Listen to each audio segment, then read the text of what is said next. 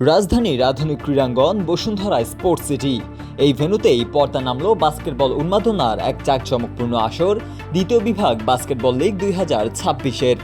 13 দিনব্যাপী এই টুর্নামেন্টে পুরুষ ও নারী বিভাগে মোট 27 দল তাদের নৈপুণ্য প্রদর্শন করে। আজ ফাইনাল ম্যাচে টানটান উত্তেজনার মধ্য দিয়ে পুরুষ বিভাগে শিরোপা জয় করেছে বাংলাদেশ আর্মি স্পোর্টস ক্লাব। অপরদিকে নারী বিভাগে শিরোপা জিতেছে নেট রিপার্স স্পোর্টস ক্লাব।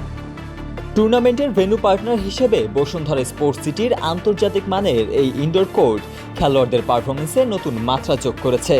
বাস্কেটবল ফেডারেশনের দাবি, এই ধরনের নিয়মিত আয়োজন দেশের বাস্কেটবল কাঠামোকে শক্তিশালী করার পাশাপাশি নতুন প্রতিভা অন্বেষণে গুরুত্বপূর্ণ ভূমিকা পালন করছে। আমাদের চেয়ারম্যান মহোদয়ের যে ড্রিম, যে একটা একটা করে খেলা উনি ধরছেন, ফুটবলকে উঠাইছেন, তারপরে এই যে প্যাডেল টেনিস নামে একটা খেলা বাংলাদেশে জন্ম হয়েছে নতুন, বাস্কেটবল প্রায় মৃতপ্রায় একটা খেলা, এরপরে স্কোয়াশ নামে একটা খেলা আছে, এগুলো সবই মৃত খেলা। বাস্কেটবলের এই যে সুযোগটা উনি তৈরি করেছেন, ওনার ড্রিম হলো যে বাংলাদেশের সবগুলো খেলাধুলার প্রাণকেন্দ্র হবে বসুন্ধরা স্পোর্টস সিটি, এবং এইটাকেই সামনে রেখে আমরা যে বাস্কেটবলের যে প্রথম শুরু করলাম একটা সূচনা দিয়ে, আর আজকেই শুরু হলো, মানে এই খেলার মাধ্যমেই সেকেন্ড ডিভিশন শুরু হলো, ফার্স্ট ডিভিশন হবে, চ্যালেঞ্জ কাপ আসছে, ইন্টারন্যাশনাল খেলা আসতেছে।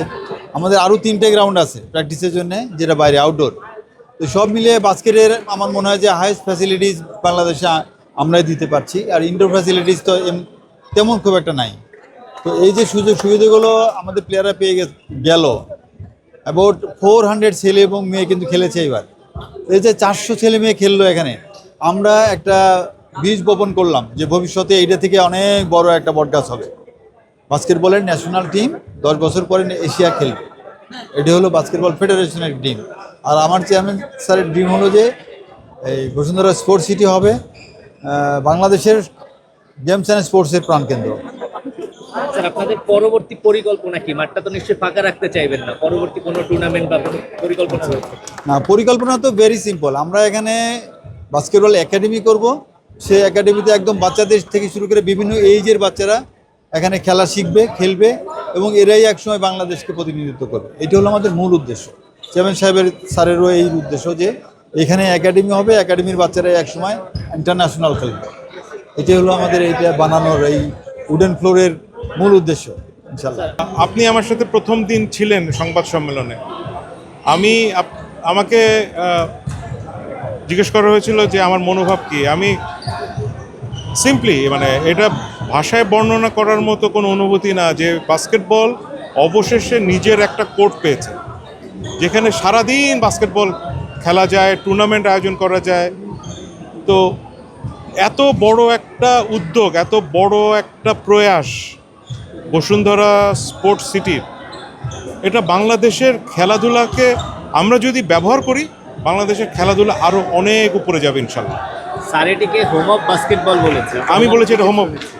আপনারা এখন থেকে যদি এটাই হবে বাংলাদেশের হোম অফ বাস্কেটবল, কারণ আমাদের কোনো কোর্ট নেই, এটাই ইনশাল্লাহ হোম অফ বাস্কেটবল হবে বাংলাদেশ বাস্কেটবলের সকল রকম টুর্নামেন্টের জন্য ইনশাল্লাহ।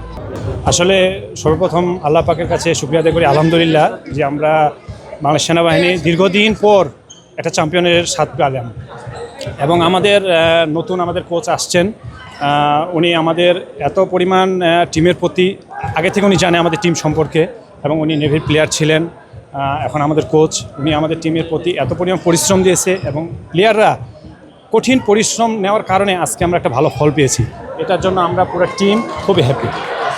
আমাদের এটা অনেক ভালো লাগছে। আমরা লাস্ট 17-18 সালের দিকে টুর্নামেন্ট খেলছি ধানমন্ডিতে। এরপরে মাঠের অভাবে আমাদের মানে বাস্কেটবলটা বিলুপ্তর দিকে, মাঠ হচ্ছে না, মাঠ অনেক জায়গায় পাচ্ছে না, আমাদের ফেডারেশনটা অনেক অবহেলিত। তো এরকম একটা পরিবেশে এইভাবে মাঠ দিয়েছে, এটার জন্য আমরা অনেক খুশি। এভাবে যেন আমাদের বাস্কেটবলে মানে প্রতিনিয়ত টুর্নামেন্ট হয়, এতে প্লেয়ারগুলো আরও দিন দিন ইমপ্রুভ করবে। আমরা আশা করি, এবং বসুন্ধরা স্পোর্টস আমাদের দিকে বাস্কেটবলে অনেক আগে আসুক, আমরা এটা আশা করি। না, এবার আমরা আমাদের আসলে আগে তো আমরা বিএফটিএসে খেলেছি, মিরপুরে খেলেছি। Compare to all the grounds, এই গ্রাউন্ডটা আসলে অনেক ভালোভাবে করা হয়েছে, যে কারণে আমাদের খেলাগুলো অনেক স্মুথ গিয়েছে। So we loved playing here too. হ্যাঁ, ইনশাল্লাহ যাতে আমরা এরকম ধরনের টুর্নামেন্টস ফেডারেশন থেকে হোক, আরও অনেক ধরনের বাস্কেটবল টুর্নামেন্টস এভরি টাইম হয়ে থাকে, এইরকম বারবার টুর্নামেন্টস হলেই আসলে এভরি টাইম প্লেয়ার্সও বাড়বে, মানুষের উৎসাহ হবে খেলার জন্য, যাতে আমাদের সবার জন্য মাঠটা ওপেন করে দেয়, এটাই হয়তো অনুরোধ থাকবে আমাদের।